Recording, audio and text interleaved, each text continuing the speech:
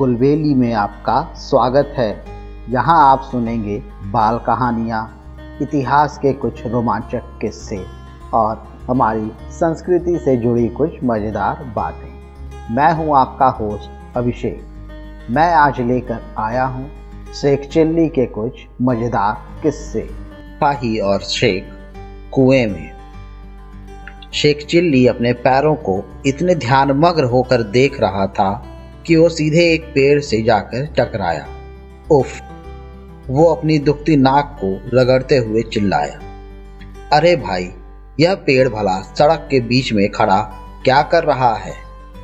अम्मी ने उसे दर्जी की दुकान पर जाने को और सड़क के बीचों बीच चलने को कहा था। ध्यान रखना, इधर उधर मत देखना, जैसे कि तुम्हारी आदत है, नहीं तो तुम कभी भी अपने मुकाम तक नहीं पहुंच पाओगे, उन्होंने कड़े शब्दों में कहा था। क्या तुम मेरी बात सुन रहे हो?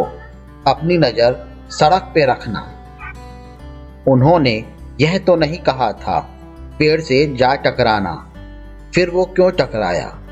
क्योंकि वो उस समय एक खेत के बीचों बीच था। जहां तक सड़क की बात थी, वो दूर दूर तक नदारत थी। उसके पैर एक दिशा में गए होंगे और सड़क कहीं दूसरी ओर होगी। शेख ने अपने पैरों को गुस्से से देखा, परंतु उससे कुछ फायदा नहीं हुआ। अच्छा चलो, जब पेड़ उसके सामने है तो जनाब पेड़ पर चढ़कर देख ही लेते हैं कि कहीं वो नदारत सड़क जिस पर उसे होना चाहिए था दिख जाए। सड़क काफी दूर दाएं को थी। एक पेड़ की एक निचली टहनी पकड़कर बस कूदने ही वाला था जब उसे अपने ठीक नीचे एक कुआं दिखाई दिया। कुएं की गहराई में झिलमिलाता हुआ पानी बड़ा सुंदर दिखाई पड़ रहा था। शेख टहनी से एक सूखी इमली की तरह लटकता और झूलता रहा। उसने अपनी आंखें बंद कर लीं और कल्पना करने लगा कि वो हवा में अपनी प्रिय पतंग पर बैठकर उड़े जा रहा है।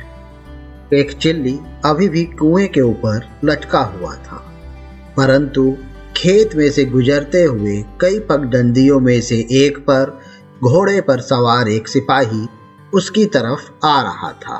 घबराओ मत, सिपाही चिल्लाया, मैं तुम्हें बचा लूंगा, घबराओ मत। घोड़े से उतरते सिपाही को शेख ने काफी रुचि से देखा। सिपाही की बहुत सुंदर मूछें थीं। मूछें सिरों पर मुड़ी हुई थी। सिपाही का पूरा शरीर पगड़ी से लेकर जूतियों तक धूल से लटपट था। शांत रहो, घोड़सवार ने कहा, और मेरी बात को बहुत ध्यान से सुनो। मेरा घोड़ा कुएं के उस पार छलांग लगाएगा।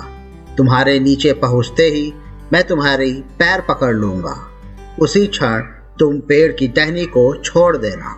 इस तरह तुम मेरे साथ घोड़े पर सुरक्षित रहोगे। समझे मेरी बात? शेख ने जोर से अपना सिर हिलाया। सिपाही अपने घोड़े पर चढ़ा। घोड़ा कुछ कदम पीछे गया और फिर कुएं की ओर तेजी से दौड़ा और फिर कुएं के ऊपर से कूदा। शेख के नीचे आते ही सिपाही ने उसके पैरों को पकड़ लिया, परंतु शेख जिस टहनी से लटका था उससे लटकता ही रहा। घोड़ा तो छलांग लगाकर कुएं के उस पार पहुंच गया, परंतु उसका मालिक शेख के पैरों पे लटकता रहा। तुमने टहनी क्यों नहीं छोड़ी?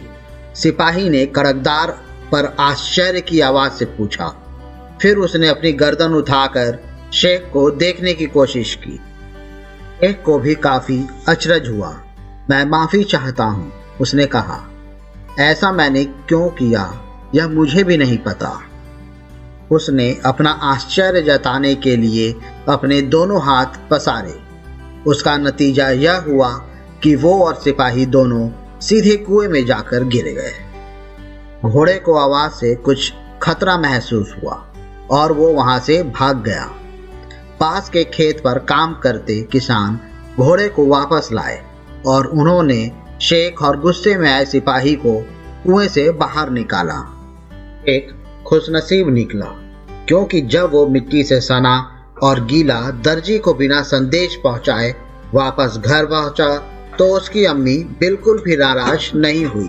अच्छा ही हुआ कि तुम दर्जी के घर नहीं गए, अम्मी ने कहा, क्योंकि वो तो मुझे यहीं पर मिल गया, पर उसके घर के पास तो कोई कुआं है नहीं। फिर तुम कैसे? कुआं न जाने कहां से आ गया था। शेख को याद आया, और साथ में वो पेड़ और घोड़े पर सवार सिपाही भी। कितना रोमांचक अनुभव था। शेख उसे याद करते हुए मुस्कुराया और फिर उसने अपनी पतंग उठाई। अम्मी जान, छत की ओर दौड़ते हुए उसने कहा, जब मैं बड़ा होऊंगा तो मैं अपनी मूंछों को इतना बढ़ाऊंगा कि आप उन्हें देखकर दंग रह जाएंगी। मुझे उम्मीद है आपको ये कहानी पसंद आई होगी। ऐसी ही और कहानी सुनने के लिए हमारे चैनल को लाइक और सब्सक्राइब करें। इस कहानी को ज़्यादा से ज़्यादा शेयर करें। जल्द ही मिलते हैं एक और नई कहानी या किस्से के साथ। तब तक के लिए धन्यवाद।